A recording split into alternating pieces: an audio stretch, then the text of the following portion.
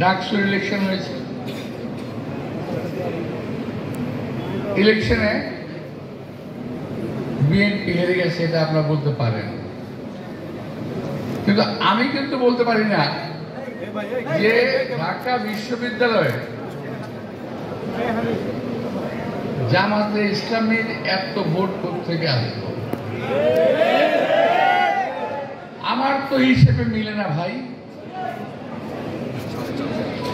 আমি বলতে চাই না যে আমার কারচুপি করেছে, আমি বলতে চাই দেশে একটা গভীর ষড়যন্ত্রের আভাস পাচ্ছি আমি।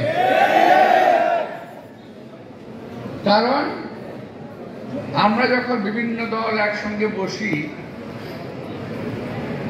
তখন আমাদের ইসলামের নেতারা বারবার আমাদেরকে বলেন কি জানেন, যে ভাই খেয়াল রাখেন আওয়ামী লীগ যাতে ক্ষমতায় আসতে না পারে, আওয়ামী লীগ ঠেকান সবসময়, যে আওয়ামী লীগ আসলে সবাইকে কুচু কাটা করবে, এটা তাদের ডায়লগ।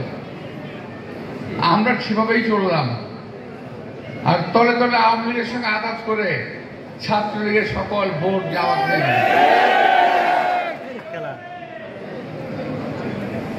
বুঝতে পারছেন? এখন বিএনপির বিরুদ্ধে দেশে এবং দেশের বিরুদ্ধে এই দেশের বাইরে ষড়যন্ত্র হচ্ছে।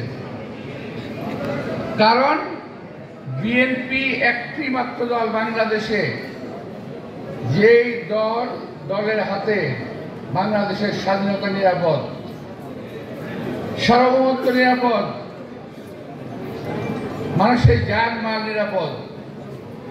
আপনি বলতে পারেন যে হ্যাঁ 5ই আগস্টের পরে তো বিএনপির লোকেরা অনেক অত্যাচার করতেছে ইত্যাদি ইত্যাদি, কথাটা সঠিক নয়।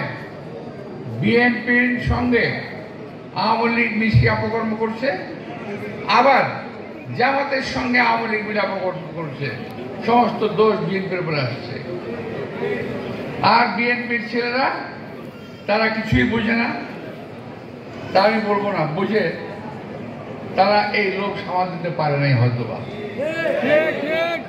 আমি আজকে বলে যেতে চাই, আমাদের নেতা তারেক রহমান সাহেব পরিষ্কার ভাষায় বলেছেন বিএনপিতে কোনো সন্ত্রাসী, কোনো চাঁদাবাজ, কোনো দখলদারের জায়গা হবে না।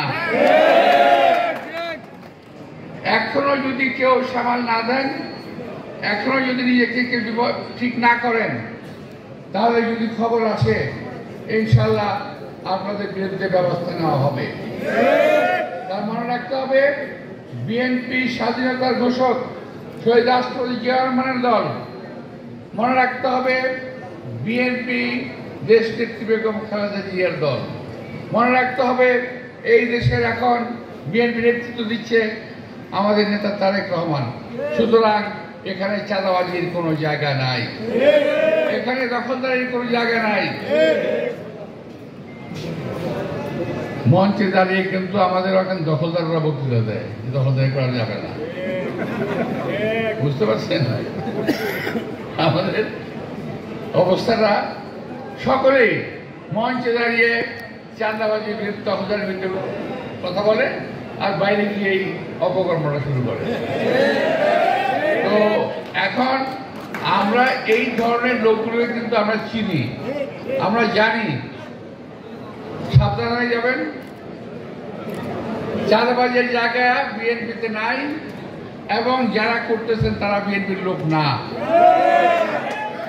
তারা বিএনপির লোক না, তারা যুক্ত হয়েছে বিএনপির নাম দেয়। তো ভাইরা,